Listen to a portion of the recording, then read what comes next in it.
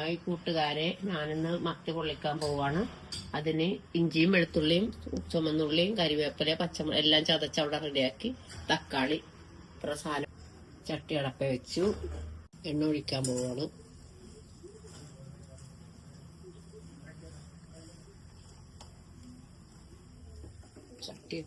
എണ്ണയും ചട്ടിയൊക്കെ ഒന്ന് ചൂടായി വരട്ട ചതച്ച് വെച്ചതൊക്കെ എല്ലാം അങ്ങോട്ട് ഇടുക.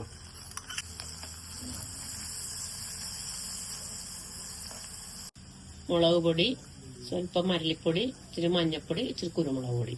കുരുമുളക് പൊടിയല്ല, കുരുമുളക് ഞാൻ ചതച്ചെടുത്തേക്കണേ, ഞാൻ പൊടിച്ചെടുത്തിട്ട് ചതച്ച കുരുമുളക്. തക്കാളി ഇട്ട് കൊടുക്കുക.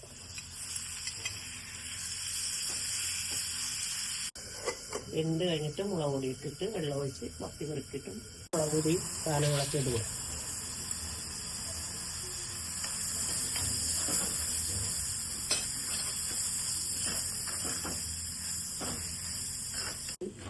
ഇപ്പം മൂത്തിട്ടുണ്ട്. ഇനി ഗ്രേവിയാണ്. ഇതിനകത്തേക്ക് വെള്ളം ഒഴിച്ച്, ആവശ്യത്തിന് വെള്ളം ഒഴിച്ച് നല്ലോണം വെച്ച് തിളച്ച് വരുമ്പോൾ മത്തി വെള്ളം ഒഴിക്കുവാണ്.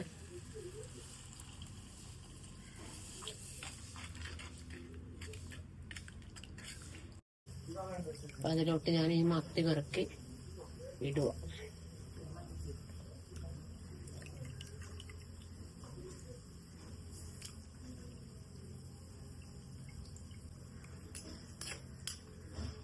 ഇരുന്ന് നല്ലോണം തിളച്ച് വറ്റി കഴിഞ്ഞ് ശരിയായി. അതങ്ങോട്ട് ഇറക്കി വെച്ചിട്ട് അടുത്ത ഇനി ചീനച്ചട്ടി വെച്ച് വഴുതനങ്ങ മെഴുക്കുവരട്ടെ. ഇനി എണ്ണ ഒഴിക്കുകയാണ്.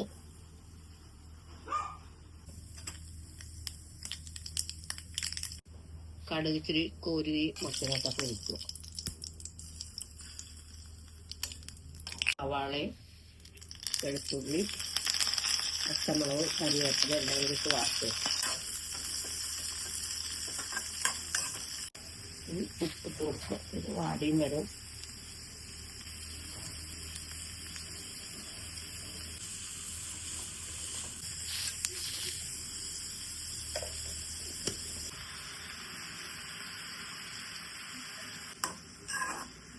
ഇളക്കി കൂട്ടി നന്നായിട്ട് ഇതിന് കുരുമുളക് പൊടിയും പച്ചമുളകും സവാളയും പൊടിയും ചേർത്ത് ഒരു നുള്ളു മുളക് പൊടിയും ഞാൻ ചേർക്കുന്നുണ്ട്. അതായത് പച്ചമുളക് ഞാൻ കൂടുതൽ എടുത്തേക്കണം. ഇച്ചിരി മുളക് പൊടി മാത്രം.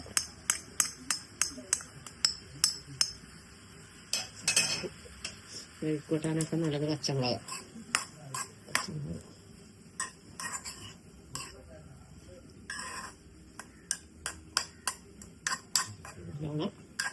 അവിടെ ഇരുന്ന് ആവിയിലിരുന്നത് വെന്ത് വരട്ട. ഇവിടെ വഴുതനങ്ങയും മെഴുക്കുരുട്ടി വെന്തിട്ടുണ്ട്. ഇന്ന് വെള്ളമൊന്നും വെച്ചിട്ടില്ല, നല്ല വെളിച്ചെണ്ണക്കാത്ത. വഴുതനങ്ങ മെഴുക്കുരുട്ടി ചോറിനെ സൈഡിൽ വെക്കുക. നനത്ത ചൂരക്കറിയാണ്. അത് ഒരു കഷ്ണം ചോറിന്റെ സൈഡിൽ വെക്കുന്നു.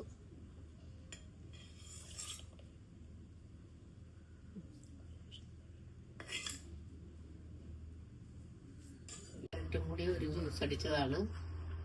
വീട്ടില് പറമ്പൊക്കെ മെനയാക്കുന്നുണ്ട്. അപ്പൊ അതിന് വേണ്ടിട്ട് അവർക്ക് കൊടുക്കാൻ വേണ്ടി അടിച്ചതാണ്. പറമ്പ് മെനയാക്കിയപ്പോ അതിൽ നിന്ന് കിട്ടിയ കോവയ്ക്കായാണ്. നാളെ മെഴുക്കുരട്ട.